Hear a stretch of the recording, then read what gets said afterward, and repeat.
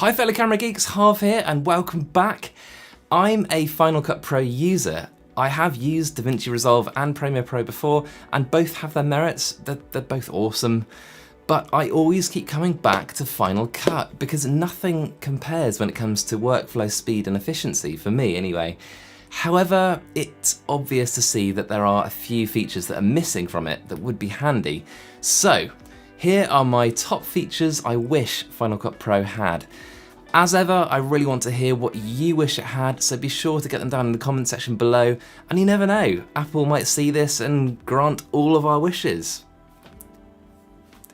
It's not gonna happen, is it?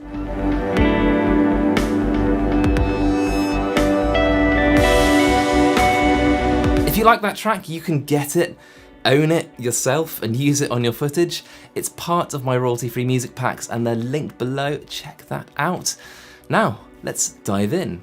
The first plugin I wish Final Cut Pro had is a proper motion blur function. On some cameras you may notice a little bit of tearing when objects move from one side of the frame to the other, and that is just your camera sensor doing its thing, and a tiny bit of motion blur would just help to smooth things out just a little bit. The other use for it, of course, is when you shoot in a higher than normal frame rate and you want to play at a normal speed and it looks a bit too real. A proper motion blur plugin can give the perception of it being in a normal frame rate. Final Cut does have a couple of plugins that you might think would help with this. Don't be fooled, they're actually not all that great.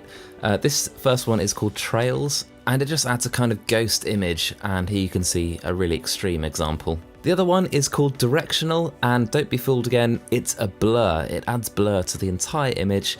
Obviously it has many uses, but it's not that kind of intelligent, adaptive motion blur that we're looking for. Here's an example of it being used subtly, it's not too bad, and here's the extreme version. The best solution for Final Cut if you need that kind of motion blur is the Reelsmart motion blur plugin from Revision Effects. It is top quality software and it is priced that way, but honestly it's the only one that comes close to what Adobe can offer. They're not a sponsor, it's just good software. Once again, here's the high frame rate clip without any plugins, and then with just 10 seconds of tweaking, I got to this effect, and it's very, very convincing.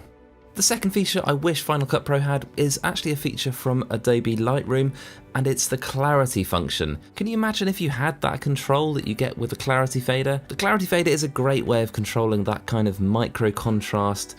It almost seems like it adds sharpening as well, which I know it doesn't. The point is, it has a really unique effect on your contrast, and I would just love to have this same effect on my footage, particularly filming in black and white and situations that need that kind of lovely grit. I like having control of my widescreen bars. I like going from none, fading into a nice 2.35:1 ratio for that kind of more cinematic look. Sadly in Final Cut Pro this is something that you have to kind of come up with a workaround for, because you can't just go from no widescreen bars and then fade into having whatever you want. In this example I had to have an adjustment layer that overlapped two clips and then add the letterbox plugin to that adjustment layer. I had to set the aspect ratio at 1.78:1 and then keyframe the border size from its lowest point to its highest point, which really annoyingly means that it went from just a slither of border at the top of the bottom to not quite as much as I would like.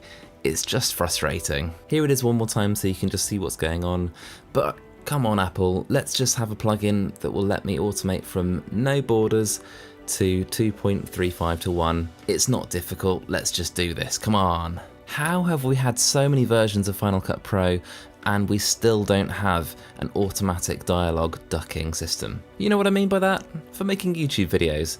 So you put some music underneath, you've got dialogue on top. When you're not talking, the music comes up. When you do talk, the music drops. It's one of those things that frustratingly Adobe Premiere Pro has, Final Cut Pro doesn't, and I can't work out why. It's so simple.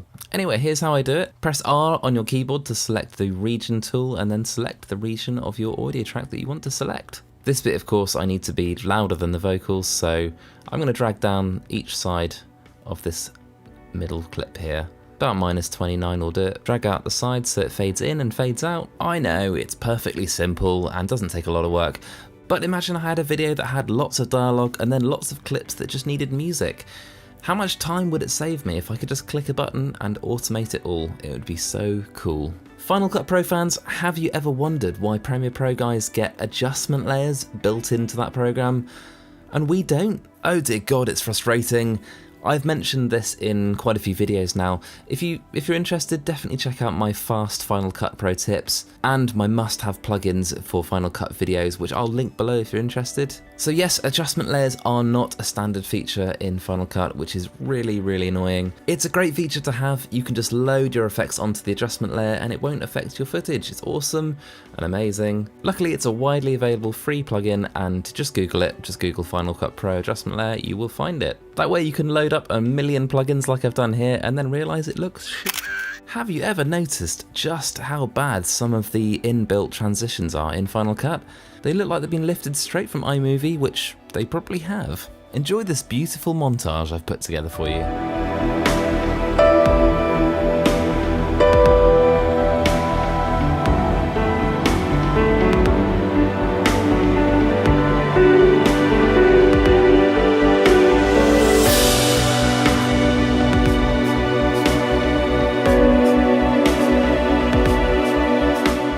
For a while now, it's been a bugbear of mine that Final Cut doesn't come with any kind of motion tracking features, but Premiere Pro does. Luckily, there are good options if you need this function.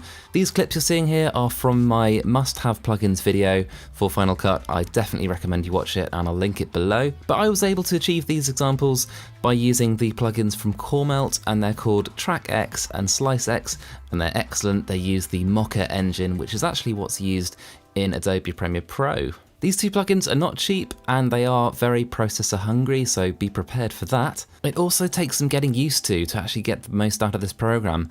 As you can see in this example, I had to use a really intricate pattern to actually detect the movement of my phone. So Apple, please can we have motion tracking? But can you do it in your style? Can we have it easy to use but works really well, but also doesn't melt our processors? And that's it for now. Thank you so much for hanging out with me today. I've made a huge amount of videos like this that I know you'll love. So I'll pop a couple of interesting ones on this side for you, and if you want to hang around a little longer, definitely get yourself subscribed, hit this blob on this side, and until next time, let's help each other out and shoot better video. See you guys.